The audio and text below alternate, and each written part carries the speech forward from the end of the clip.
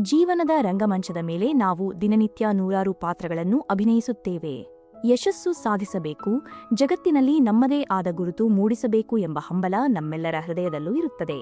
ಆದರೆ ಗಮನಿಸಿ, ಅತ್ಯಂತ ಪ್ರಕಾಶಮಾನವಾಗಿ ಬೆಳಗುವ ನಕ್ಷತ್ರಗಳು ಕೂಡ ಮೌನವಾಗಿ ಆಕಾಶದಲ್ಲಿ ಉರಿಯುತ್ತವೆ.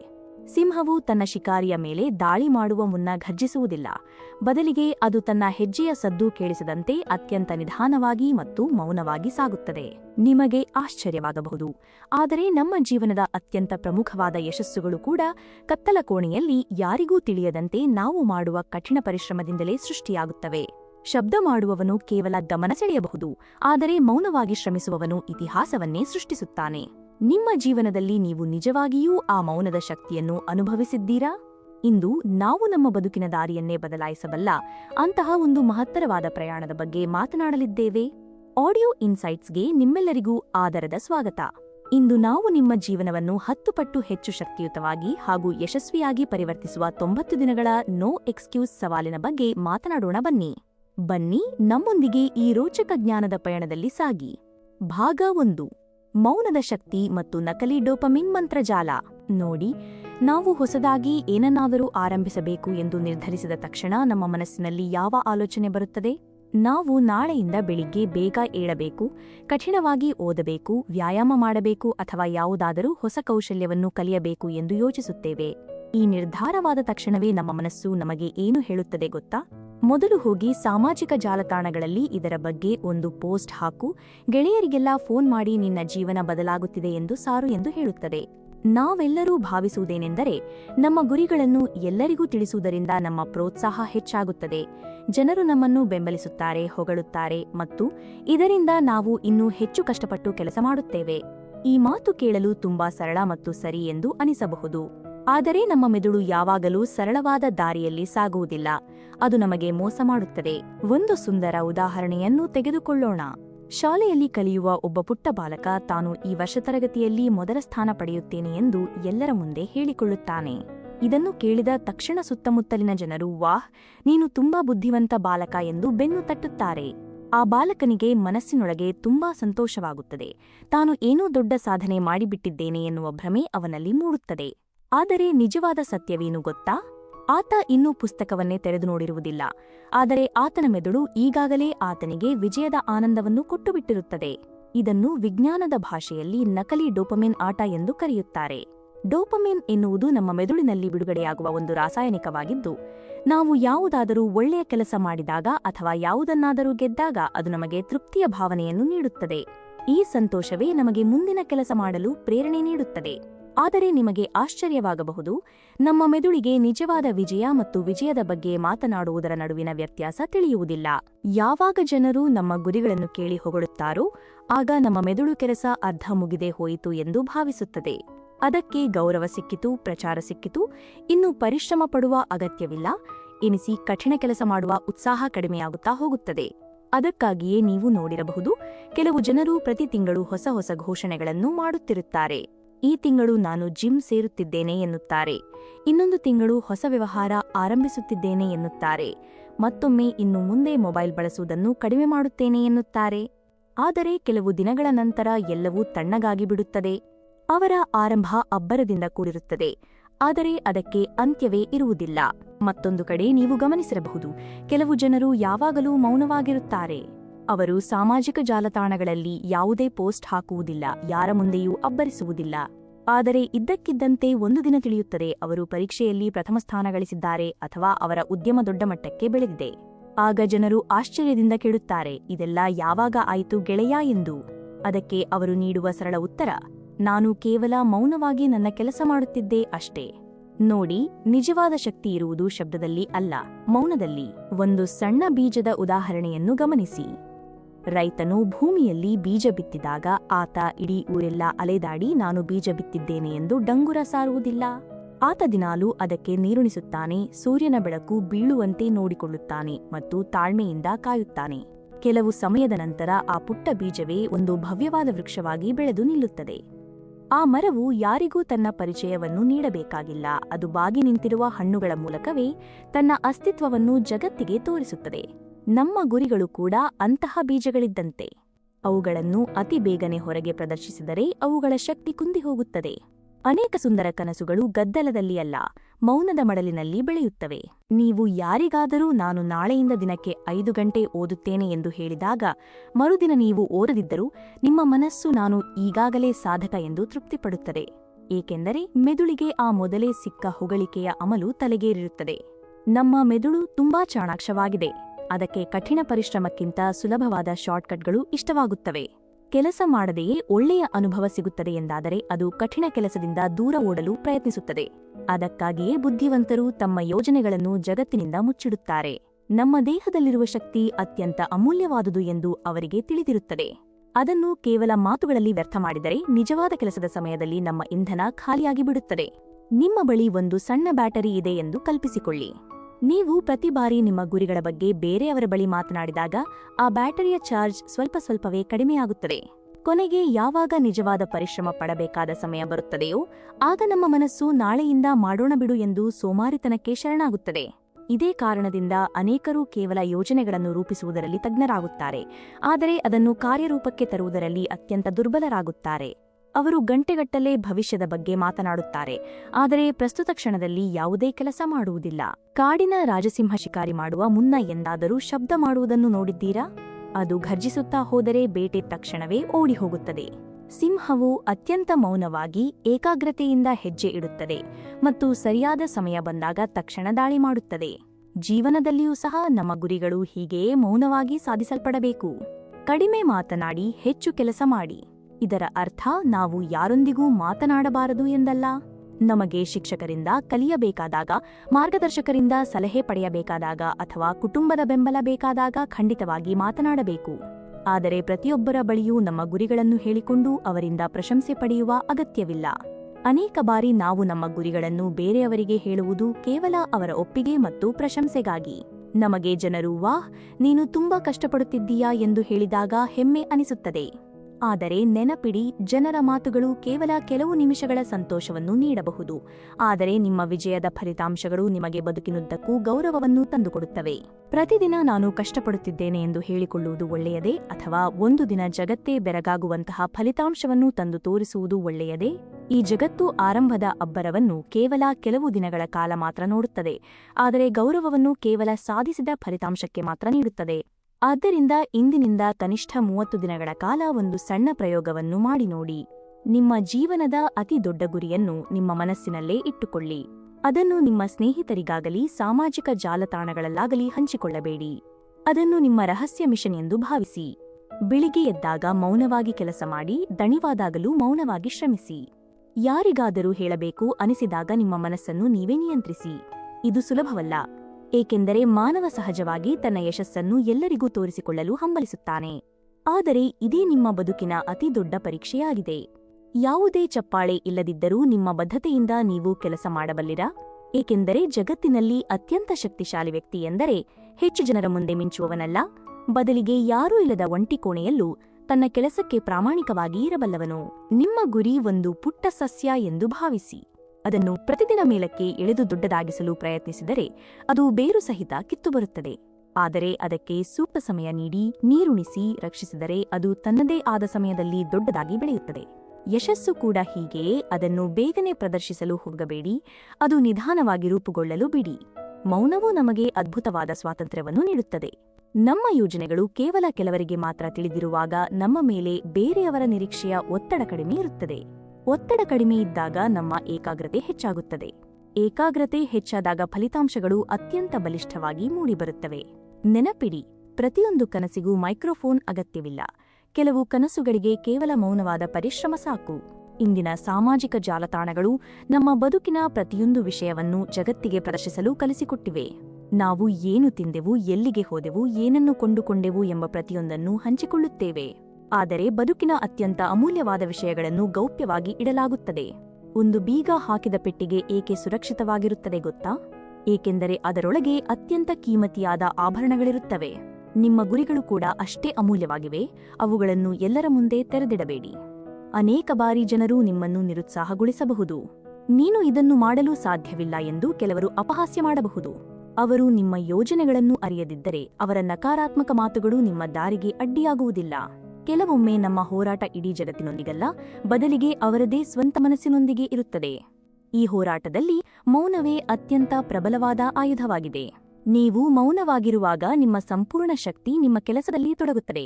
ಹೆಚ್ಚು ಮಾತನಾಡಿದಾಗ ನಿಮ್ಮ ಅರ್ಧದಷ್ಟು ಶಕ್ತಿ ಕೇವಲ ಮಾತುಗಳಲ್ಲಿಯೇ ಕರಗಿ ಹೋಗುತ್ತದೆ. ಗಾಳಿಯು ಅತ್ಯಂತ ವೇಗವಾಗಿ ಬೀಸುತ್ತದೆ, ಆದರೆ ಅದು ನಮಗೆ ಕಣ್ಣಿಗೆ ಕಾಣಿಸುವುದಿಲ್ಲ. ಆದರೂ ಅದು ದೊಡ್ಡ ಮರಗಳನ್ನೇ ಅಲ್ಲಾಡಿಸುವ ಶಕ್ತಿ ಹೊಂದಿದೆ. ಹಾಗೆಯೇ ಮೌನವಾದ ಪರಿಶ್ರಮವು ಯಾವುದೇ ಸದ್ದು ಮಾಡುವುದಿಲ್ಲ, ಆದರೆ ಇಡೀ ಬದುಕನ್ನೇ ಬದಲಾಯಿಸುವ ಶಕ್ತಿ ಹೊಂದಿದೆ. ಒಂದು ದಿನ ನಿಮ್ಮ ಯಶಸ್ಸೇ ಮಾತನಾಡುತ್ತದೆ. ಆಗ ನೀವು ಯಾರಿಗೂ ದೀರ್ಘವಾದ ಕಥೆಗಳನ್ನು ಹೇಳಬೇಕಾಗಿಲ್ಲ, ನಿಮ್ಮ ಸಾಧನೆಯೇ ಅವರ ಪ್ರಶ್ನೆಗಳಿಗೆ ಉತ್ತರವಾಗಿರುತ್ತದೆ. ಆದ್ದರಿಂದ ಇಂದಿನಿಂದ ಈ ಹೊಸ ನಿಯಮವನ್ನು ಪಾಲಿಸಿ, ಮೊದಲು ಕೆಲಸ ಮಾಡಿ, ನಂತರ ಮಾತನಾಡಿ. ಭಾಗ 2, ಎಂಪ್ಟಿ ವಿಷನ್, ಅರ್ಥಾತ್ ಭಯದ ಮೂಲಕ ಯಶಸ್ಸು. ಪ್ರತಿಯೊಂದು ಹೊಸ ವರ್ಷದ ಆರಂಭದಲ್ಲಿ ಅಥವಾ ಬದುಕಿನಲ್ಲಿ ಏನನ್ನಾದರೂ ಸಾಧಿಸಬೇಕು ಎಂದಾಗ ಜನರು ಸಾಮಾನ್ಯವಾಗಿ ಏನು ಮಾಡುತ್ತಾರೆ? ಕಣ್ಣುಗಳನ್ನು ಮುಚ್ಚಿ ಭವಿಷ್ಯದ ಸುಂದರ ಚಿತ್ರವನ್ನು ಕಲ್ಪಿಸಿಕೊಳ್ಳುತ್ತಾರೆ. ಇನ್ನು 90 ದಿನಗಳ ನಂತರ ನನ್ನ ಶರೀರ ಸದೃಢವಾಗುತ್ತದೆ, ಬ್ಯಾಂಕ್ ಖಾತೆಯಲ್ಲಿ ಹಣ ತುಂಬಿರುತ್ತದೆ, ಪರೀಕ್ಷೆಯಲ್ಲಿ ಉತ್ತೀರ್ಣನಾಗುತ್ತೇನೆ ಎಂದು ಯೋಚಿಸುತ್ತಾರೆ. ಸ್ವಲ್ಪ ಸಮಯದವರೆಗೆ ಈ ಆಲೋಚನೆಗಳು ಮನಸ್ಸಿಗೆ ಮುದ ನೀಡುತ್ತವೆ, ದೇಹದಲ್ಲಿ ಹೊಸ ಶಕ್ತಿಯನ್ನು ತುಂಬುತ್ತವೆ. ಆದರೆ ಗಮನಿಸಿ, ಕೇವಲ ಸುಂದರವಾದ ಭವಿಷ್ಯದ ಕನಸು ಕಾಣುವುದರಿಂದಲೇ ಜನರು ಯಶಸ್ವಿಯಾಗುವುದಾಗಿದ್ದರೆ ಈ ಜಗತ್ತಿನಲ್ಲಿ ಪ್ರತಿಯೊಬ್ಬರೂ ಸಾಧಕರಾಗುತ್ತಿದ್ದರು. ಆದರೆ ವಾಸ್ತವವೇ ಬೇರೆಯಿದೆ. ಸಕಾರಾತ್ಮಕ ಕಲ್ಪನೆಗಳ ಅಮಲು ಹೆಚ್ಚು ಕಾಲ ಉಳಿಯುವುದಿಲ್ಲ. ಆರಂಭದ ಕೆಲವು ದಿನಗಳು ಮಾತ್ರ ನಮ್ಮ ಉತ್ಸಾಹ ತುತ್ತತುದಿಯಲ್ಲಿರುತ್ತದೆ. ನಂತರ ಹಳೆಯ ಸೋಮಾರಿ ಅಭ್ಯಾಸಗಳು ಮತ್ತೆ ನಮ್ಮನ್ನು ಆವರಿಸಿಕೊಳ್ಳುತ್ತವೆ. ಬೆಳಿಗ್ಗೆ ಅಲಾರಾಂ ಬಾರಿಸಿದ ತಕ್ಷಣ ನಮ್ಮ ಕೈ ತಾನಾಗಿಯೇ ಸ್ನೂಜ್ ಬಟನ್ ಕಡೆಗೆ ಹೋಗುತ್ತದೆ. ಪುಸ್ತಕ ಕಣ್ಣ ಮುಂದೆ ಇದ್ದರೂ ಮೊಬೈಲ್ ಹೆಚ್ಚು ಆಕರ್ಷಕವಾಗಿ ಕಾಣುತ್ತದೆ. ಇಂದು ಕೆಲಸ ಮಾಡಲೇಬೇಕು ಎಂದುಕೊಂಡರೂ ಮನಸ್ಸು ಇಂದಿಗೆ ಬೇಡ, ನಾಳೆಯಿಂದ ಮಾಡೋಣ ಎಂದು ಸೋಮಾರಿತನವನ್ನು ಸಮರ್ಥಿಸಿಕೊಳ್ಳುತ್ತದೆ. ಇಲ್ಲಿ ಅನೇಕರು ಸೋಲುತ್ತಾರೆ. ಯಾಕೆಂದರೆ ಮನುಷ್ಯ ಕೇವಲ ಬಹುಮಾನದ ಆಸೆಯಿಂದ ಮಾತ್ರ ಓಡುವುದಿಲ್ಲ. ಜಗತ್ತಿನಲ್ಲಿ ಅನೇಕ ಬಾರಿ ನಷ್ಟದ ಭಯವು ಬಹುಮಾನದ ಆಸೆಗಿಂತ ಹೆಚ್ಚು ಶಕ್ತಿಯುತವಾಗಿರುತ್ತದೆ. ಒಂದು ಸಣ್ಣ ಉದಾಹರಣೆಯನ್ನು ತೆಗೆದುಕೊಳ್ಳೋಣ. ಯಾರಾದರೂ ನಿಮಗೆ ಬಂದು ಈ ಕೆಲಸ ಮಾಡಿದರೆ 500 ರೂಪಾಯಿ ಸಿಗುತ್ತದೆ ಎಂದು ಹೇಳಿದರೆ ನಿಮಗೆ ಸಂತೋಷವಾಗುತ್ತದೆ. ಆದರೆ ಅದೇ ಸಮಯದಲ್ಲಿ ನಿಮ್ಮ ಜೇಬಿನಲ್ಲಿರುವ 500 ರೂಪಾಯಿ ಕಳೆದು ಹೋಗುತ್ತದೆ ಎಂದು ಹೇಳಿದರೆ ನಿಮಗೆ ತೀವ್ರವಾದ ಆತಂಕ ಉಂಟಾಗುತ್ತದೆ. ಮನುಷ್ಯನಿಗೆ ಸಿಗುವ ಲಾಭಕ್ಕಿಂತ ತನಗಾಗುವ ನಷ್ಟದ ನೋವು ಹೆಚ್ಚು ಕಾಡುತ್ತದೆ. ಇದೇ ನಿಯಮ ನಮ್ಮ ಜೀವನದಲ್ಲೂ ಅನ್ವಯವಾಗುತ್ತದೆ.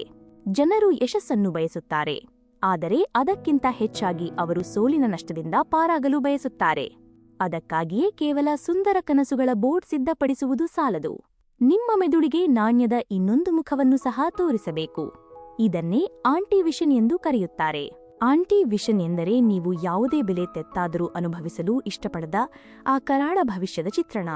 ಜನರು ತಮ್ಮ ಸುಂದರ ಕನಸುಗಳ ಚಿತ್ರಗಳನ್ನು ಬರೆದಿಟ್ಟುಕೊಳ್ಳುವಂತೆ ತಮಗಾಗುವ ನಷ್ಟ ಮತ್ತು ಭಯದ ಚಿತ್ರವನ್ನು ಸಹ ಬರೆದಿಡಬೇಕು.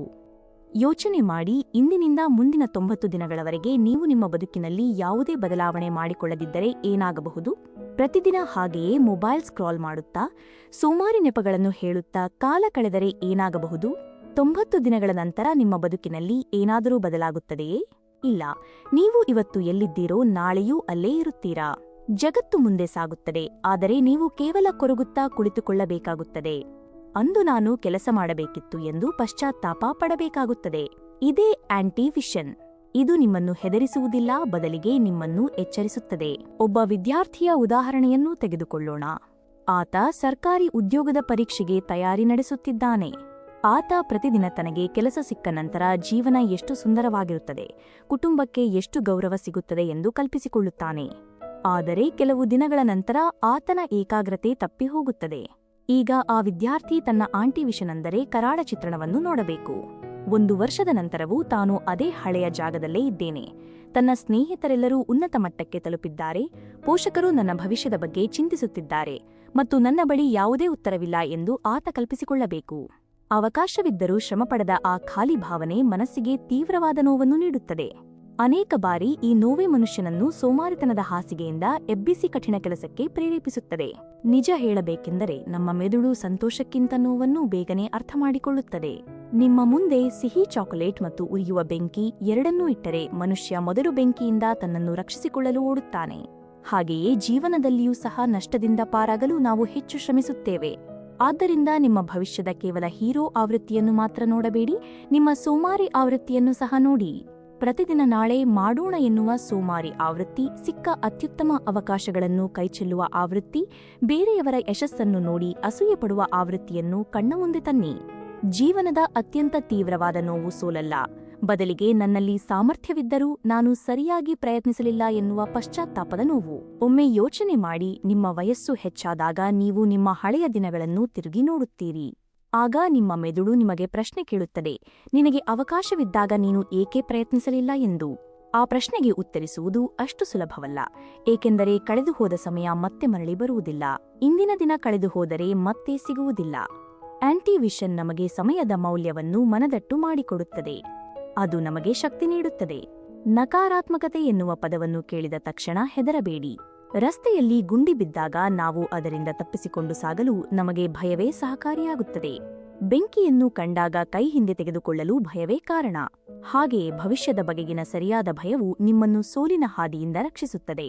ಈಗ ಒಂದು ಸಣ್ಣ ಕೆಲಸವನ್ನು ಮಾಡಿ. ಒಂದು ಕಾಗದವನ್ನು ತೆಗೆದುಕೊಳ್ಳಿ, ಅದರಲ್ಲಿ ಬರೆಯಿರಿ.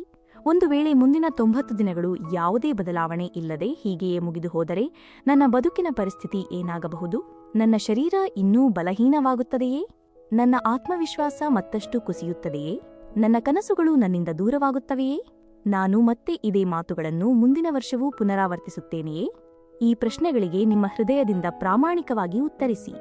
ಏಕೆಂದರೆ ನಾವು ಇಡೀ ಜಗತ್ತಿಗೆ ಸುಳ್ಳು ಹೇಳಬಹುದು, ಆದರೆ ನಮ್ಮ ಒಳಗಿನ ಆತ್ಮಸಾಕ್ಷಿಗೆ ಸುಳ್ಳು ಹೇಳಲು ಸಾಧ್ಯವಿಲ್ಲ. ಅನೇಕರು ನನಗೆ ಪ್ರೇರಣೆ ಸಿಗುತ್ತಿಲ್ಲ ಎನ್ನುತ್ತಾರೆ.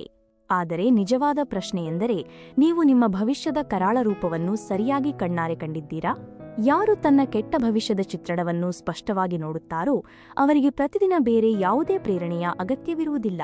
ಅವರಿಗೆ ತಿಳಿದಿರುತ್ತದೆ, ಈಗ ನಾನು ನಿಂತರೆ ನಾನು ಪಾವತಿಸಬೇಕಾದ ಬೆಲೆ ಅತ್ಯಂತ ದೊಡ್ಡದಾಗಿರುತ್ತದೆ ಎಂದು.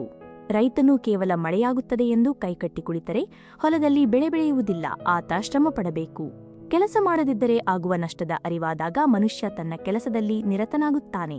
ನೆನಪಿಡಿ, ಬದುಕಿನಲ್ಲಿ 2 ರೀತಿಯ ನೋವುಗಳಿವೆ. ಮೊದಲನೆಯದು ಕಠಿಣ ಪರಿಶ್ರಮದ ನೋವು, ಎರಡನೆಯದು ಪಶ್ಚಾತ್ತಾಪದ ನೋವು.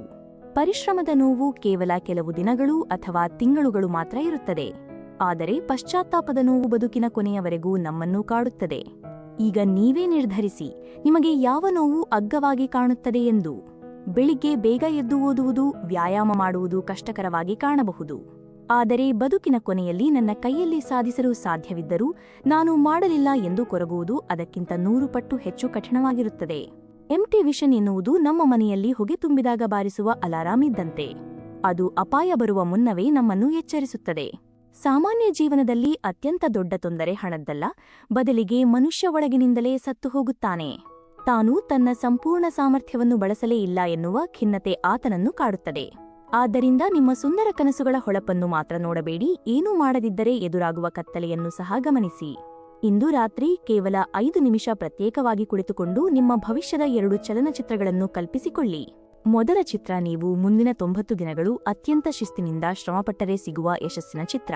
ಎರಡನೇ ಚಿತ್ರ, ನೀವು ಕೇವಲ ನೆಪಗಳನ್ನು ಹೇಳುತ್ತಾ ಸೋಮಾರಿಯಾಗಿ ಕಾಲ ಕಳೆದರೆ ಎದುರಾಗುವ ಕತ್ತಲೆಯ ಚಿತ್ರ. ಈ 2 ಚಿತ್ರಗಳಲ್ಲಿ ನಿಮಗೆ ಯಾವ ಚಿತ್ರ ನೋಡಲು ಇಷ್ಟವಿದೆ ಎಂದು ನೀವೇ ನಿರ್ಧರಿಸಿ, ಏಕೆಂದರೆ ಇದರ ನಿರ್ದೇಶಕರು ನೀವೇ, ನಾಯಕರು ನೀವೇ ಮತ್ತು ಸೋತರೆ ಹೊಣೆಗಾರರು ನೀವೇ. ಭಾಗ 3, ಫ್ರಿಕ್ಷನ್ ಇಂಜಿನಿಯರಿಂಗ್ ಮತ್ತು ಪರಿಸರದ ವಿನ್ಯಾಸ. ಬಹಳಷ್ಟು ಜನರು ಅಂದುಕೊಳ್ಳುತ್ತಾರೆ, ಜೀವನದಲ್ಲಿ ಗೆಲ್ಲಲು ಕೇವಲ ಪ್ರಬಲವಾದ ಇಚ್ಛಾಶಕ್ತಿ ಅಂದರೆ ವಿಲ್ ಪವರ್ ಇದ್ದರೆ ಸಾಕು ಎಂದು. ಅವರು ಹೇಳುತ್ತಾರೆ, ನಾನು ಇಂದಿನಿಂದ ಬದಲಾಗುತ್ತೇನೆ, ಪ್ರತಿದಿನ ಕಠಿಣವಾಗಿ ಓದುತ್ತೇನೆ, ಮೊಬೈಲ್ ಬಳಸುವುದಿಲ್ಲ ಎಂದು. ಆ ಕ್ಷಣದಲ್ಲಿ ಅವರ ಉದ್ದೇಶ ಖಂಡಿತವಾಗಿಯೂ ಒಳ್ಳೆಯದೇ ಇರುತ್ತದೆ. ಆದರೆ ಕೆಲವು ದಿನಗಳ ನಂತರ ಅದೇ ವ್ಯಕ್ತಿ ತನ್ನ ಹಳೆಯ ಅಭ್ಯಾಸಗಳಿಗೆ ಮರಳುತ್ತಾನೆ. ನಂತರ ತಾನೊಬ್ಬ ಶಿಸ್ತಿಲ್ಲದ ದುರ್ಬಲ ವ್ಯಕ್ತಿಯೆಂದು ತನ್ನನ್ನು ತಾನೇ ದೂಷಿಸಿಕೊಳ್ಳಲು ಆರಂಭಿಸುತ್ತಾನೆ. ಆದರೆ ನಿಜ ಹೇಳಬೇಕೆಂದರೆ ತೊಂದರೆ ವ್ಯಕ್ತಿಯಲ್ಲಿ ಇರುವುದಿಲ್ಲ, ಬದಲಿಗೆ ಆತನ ಸುತ್ತಮುತ್ತಲಿನ ಪರಿಸರದಲ್ಲಿ ಇರುತ್ತದೆ. ನಮ್ಮ ಮೆದುಳು ಒಂದು ಸಣ್ಣ ಮಗುವಿನಂತೆ.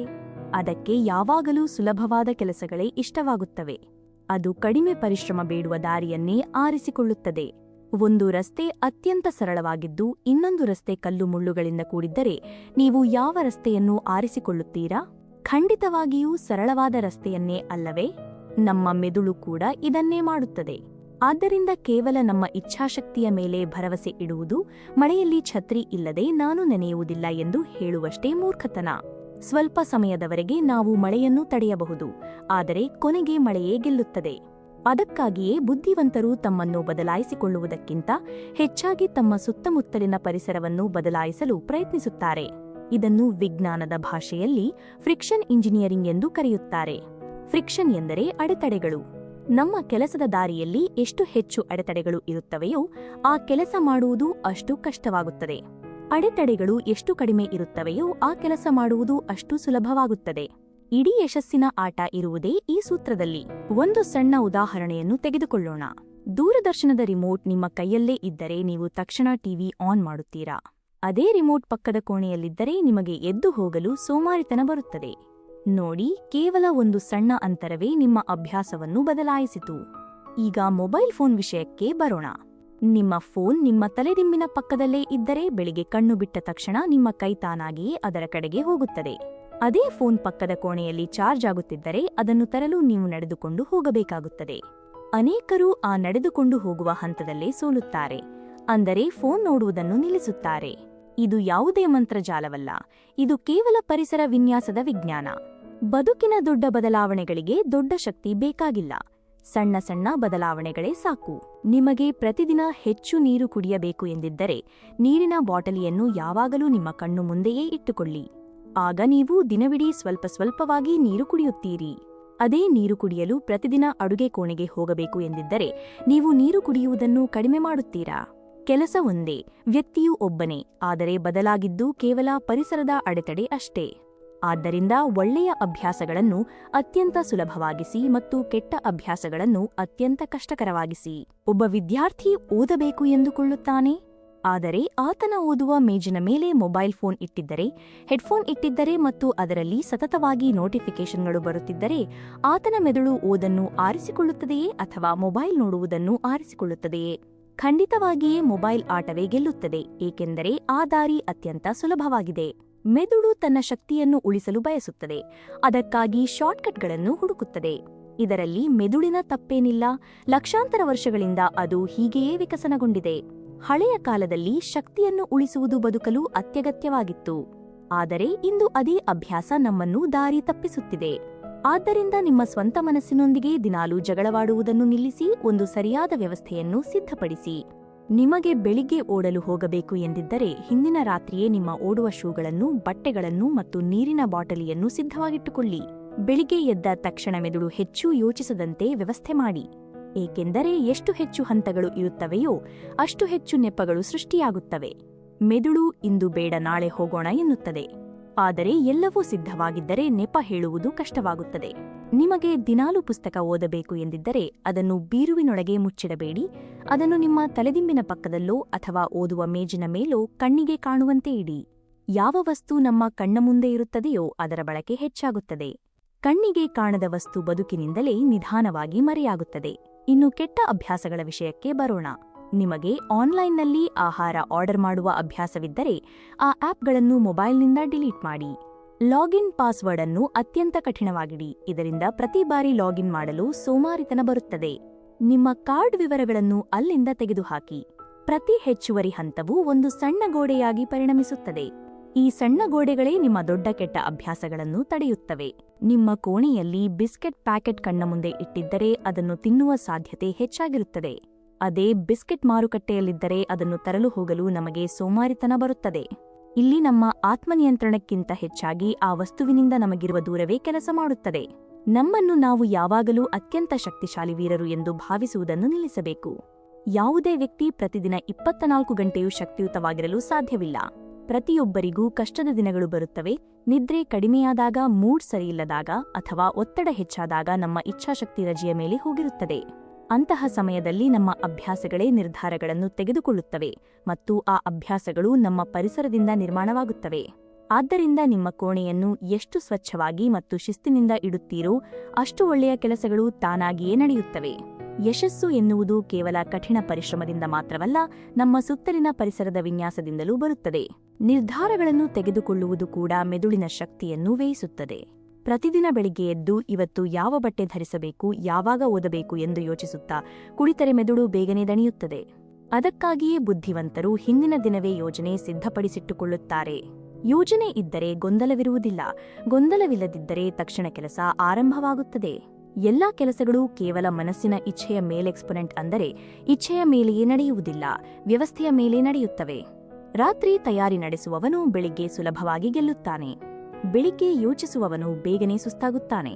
ಶಿಸ್ತು ಎಂದರೆ ಪ್ರತಿದಿನ ನಮ್ಮೊಂದಿಗೆ ನಾವೇ ಹೋರಾಡುವುದಲ್ಲ, ಹೋರಾಟ ಆರಂಭವಾಗುವ ಮುನ್ನವೇ ಯುದ್ಧಭೂಮಿಯನ್ನು ನಮಗೆ ಅನುಕೂಲಕರವಾಗಿ ವಿನ್ಯಾಸಗೊಳಿಸುವುದು.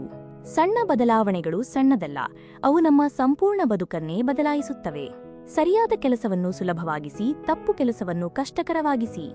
ಭಾಗ 4: ಶೂನ್ಯ ದಿನಗಳಿಂದ ಪಾರಾಗುವುದು ಮತ್ತು ನಿರಂತರತೆಯ ಮಹತ್ವ.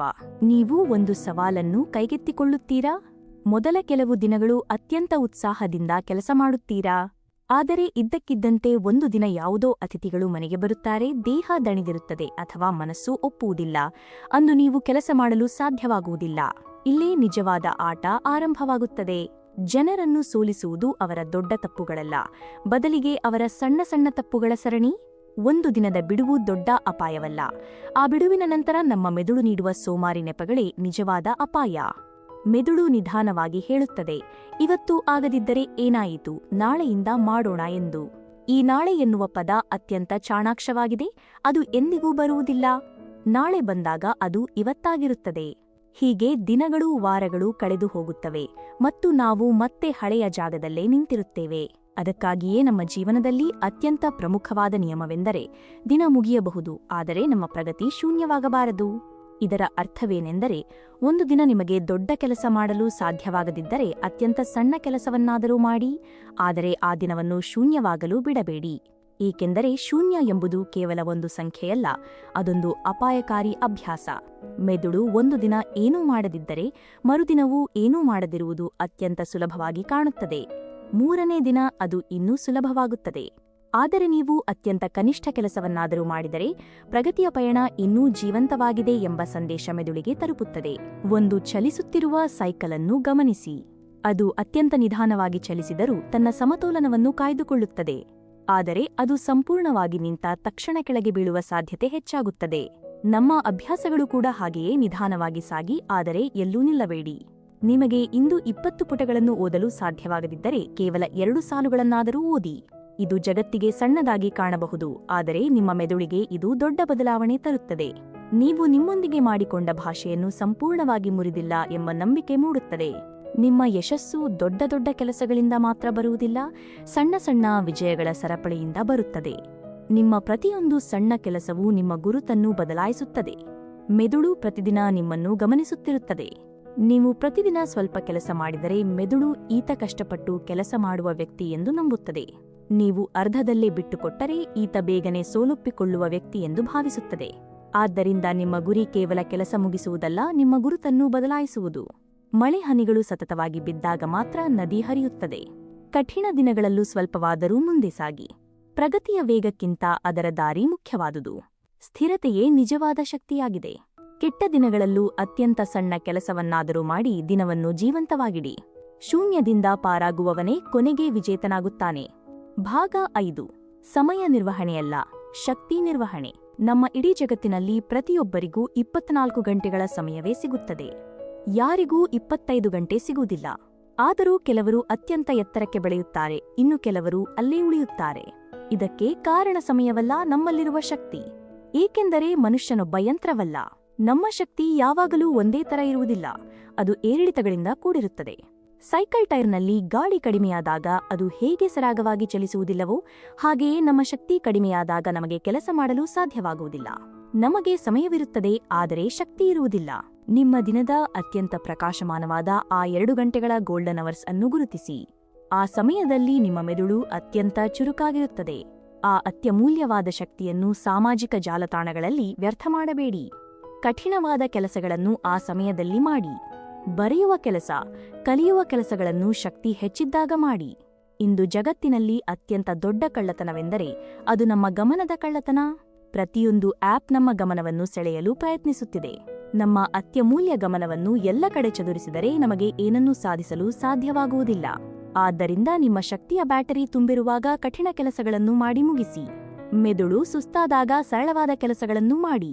ವಿಶ್ರಾಂತಿ ಎಂದರೆ ಸೋಮಾರಿತನವಲ್ಲ, ಅದು ಮುಂದಿನ ಹೋರಾಟದ ಸಿದ್ಧತೆ. ಭಾಗ 6: ಬೇಸರವನ್ನು ಗೆಲ್ಲುವುದು ಮತ್ತು ಕೊನೆಯ ಸುದೀರ್ಘ ಚಿಂತನೆ. ಯಾವುದೇ ಹೊಸ ಕೆಲಸವನ್ನು ಆರಂಭಿಸಿದಾಗ ನಮಗೆ ಅತ್ಯಂತ ಸಂತೋಷ ಮತ್ತು ಉತ್ಸಾಹವಿರುತ್ತದೆ. ಆದರೆ ನಿಜವಾದ ಪರೀಕ್ಷೆ ಆರಂಭವಾಗುವುದು ಆ ಕೆಲಸ ಹಳೆಯದಾದಾಗ. ಮನುಷ್ಯ ಕೇವಲ ಕಷ್ಟದಿಂದ ಮಾತ್ರ ಸೋಲುವುದಿಲ್ಲ, ಆ ಕೆಲಸದ ಬೇಸರದಿಂದ ಸೋಲುತ್ತಾನೆ. ಯಶಸ್ಸು ಎನ್ನುವುದು ಕೇವಲ ಹೊಸತನದಿಂದ ಬರುವುದಿಲ್ಲ, ಬದಲಿಗೆ ಒಂದೇ ಕೆಲಸವನ್ನು ಬೇಸರವಿಲ್ಲದೆ ಪ್ರತಿದಿನ ಮಾಡುವುದರಿಂದ ಬರುತ್ತದೆ. ರೈತ ಪ್ರತಿದಿನ ಹೊಲಕ್ಕೆ ಹೋಗಿ ತನ್ನ ಕೆಲಸ ಮಾಡುತ್ತಾನೆ, ಅದರಲ್ಲಿ ದಿನಾಲೂ ಯಾವುದೇ ಹೊಸತನವಿರುವುದಿಲ್ಲ. ಆ ಬೇಸರದ ಕೆಲಸದ ಪರಿಣಾಮವೇ ಕೊನೆಗೆ ಭರ್ಜರಿ ಬೆಳೆಯಾಗಿ ಬರುತ್ತದೆ. ಪ್ರೇರಣೆ ಎನ್ನುವುದು ನಮ್ಮ ಮನೆಗೆ ಬರುವ ಅತಿಥಿ ಇದ್ದಂತೆ, ಅದು ಬರುತ್ತದೆ ಹಿಸ್ಗೆ ಹೋಗುತ್ತದೆ. ಆದರೆ ಅಭ್ಯಾಸ ಎನ್ನುವುದು ಮನೆಯ ಸದಸ್ಯನಿದ್ದಂತೆ, ಅದು ಪ್ರತಿದಿನ ನಮ್ಮೊಂದಿಗೆ ಇರುತ್ತದೆ. ಆದ್ದರಿಂದ ಪ್ರೇರಣೆಯ ಮೇಲೆ ಅವಲಂಬಿತರಾಗಬೇಡಿ, ಉತ್ತಮ ಅಭ್ಯಾಸಗಳನ್ನು ಬೆಳೆಸಿಕೊಳ್ಳಿ. ಯಶಸ್ವಿ ವ್ಯಕ್ತಿಗಳಿಗೂ ಬೇಸರವಾಗುತ್ತದೆ, ಆದರೆ ಅವರು ಬೇಸರವಾದಾಗಲೂ ಕೆಲಸ ಮಾಡುವುದನ್ನು ನಿಲ್ಲಿಸುವುದಿಲ್ಲ.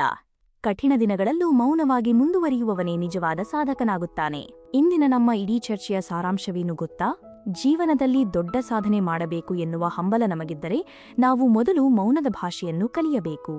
ಮೌನ ಎಂದರೆ ಕೇವಲ ಮಾತನಾಡದಿರುವುದಲ್ಲ, ನಮ್ಮ ಶಕ್ತಿಯನ್ನು ಮಾತುಗಳಲ್ಲಿ ವ್ಯರ್ಥ ಮಾಡದೆ ಸಂಪೂರ್ಣವಾಗಿ ನಮ್ಮ ಕರ್ತವ್ಯದಲ್ಲಿ ತೊಡಗಿಸುವುದು. 90 ದಿನಗಳ ಕಾಲ ಯಾವುದೇ ನೆಪಗಳಿಲ್ಲದೆ, ಯಾರ ಮುಂದೆಯೂ ಪ್ರದರ್ಶಿಸದೆ ಮೌನವಾಗಿ ಶ್ರಮಿಸಿ ನೋಡಿ. ನಿಮ್ಮ ಸುತ್ತಲಿನ ಪರಿಸರವನ್ನು ಸರಿಯಾಗಿ ವಿನ್ಯಾಸಗೊಳಿಸಿ. ಶೂನ್ಯ ದಿನಗಳಿಂದ ನಿಮ್ಮನ್ನು ನೀವು ರಕ್ಷಿಸಿಕೊಳ್ಳಿ. ದಿನದ ಗೋಲ್ಡನ್ ಅವರ್ಸ್ ಅನ್ನು ಕೇವಲ ನಿಮ್ಮ ಬೆಳವಣಿಗೆಗಾಗಿ ಬಳಸಿ. ಆಗ ನೋಡಿ, ಜಗತ್ತೇ ಬೆರಗಾಗುವಂತಹ ಯಶಸ್ಸು ನಿಮ್ಮ ಹೆಜ್ಜೆಯ ಸದ್ದಿಗೆ ಕಾಯುತ್ತಿರುತ್ತದೆ. ಕೊನೆಯದಾಗಿ ಒಂದು ಸುಂದರವಾದ ಮಾತು ನಿಮ್ಮ ಮನಸ್ಸಿನಲ್ಲಿರಲಿ. ಬೆಳೆಯುವ ಸಸ್ಯವು ಯಾವುದೇ ಶಬ್ದ ಮಾಡದೆ ಭೂಮಿಯಿಂದ ಮೇಲೆದ್ದು ಬರುತ್ತದೆ, ಆದರೆ ಬೀಳುವ ಒಣಮರವು ದೊಡ್ಡ ಶಬ್ದ ಮಾಡುತ್ತದೆ. ನಿರ್ಮಾಣದಲ್ಲಿ ಮೌನವಿರುತ್ತದೆ, ವಿನಾಶದಲ್ಲಿ ಶಬ್ದವಿರುತ್ತದೆ. ನೀವು ಬದುಕಿನಲ್ಲಿ ಏನನ್ನಾದರೂ ನಿರ್ಮಿಸಬೇಕಾಗಿದ್ದರೆ ಮೌನವಾಗಿರಿ. ನಿಮ್ಮ ವಿಜಯವೇ ಇಡೀ ಜಗತ್ತಿಗೆ ಕೇಳಿಸುವಂತೆ ಘರ್ಜಿಸುತ್ತದೆ. ಆಡಿಯೋ ಇನ್ಸೈಟ್ಸ್ಗೆ ನಿಮ್ಮ ಈ ಪ್ರೀತಿ ಸದಾ ಹೀಗೆಯೇ ಇರಲಿ. ಈ ವಿಡಿಯೋ ನಿಮಗೆ ಇಷ್ಟವಾಗಿದ್ದರೆ ನಿಮ್ಮ ಪ್ರೀತಿ ಪಾತ್ರರೊಂದಿಗೆ ಹಂಚಿಕೊಳ್ಳಿ. ಯಶಸ್ಸಿನ ಈ ಪಯಣದಲ್ಲಿ ನಾವೆಲ್ಲರೂ ಒಟ್ಟಾಗಿ ಸಾಗೋಣ ಬನ್ನಿ. ಧನ್ಯವಾದಗಳು.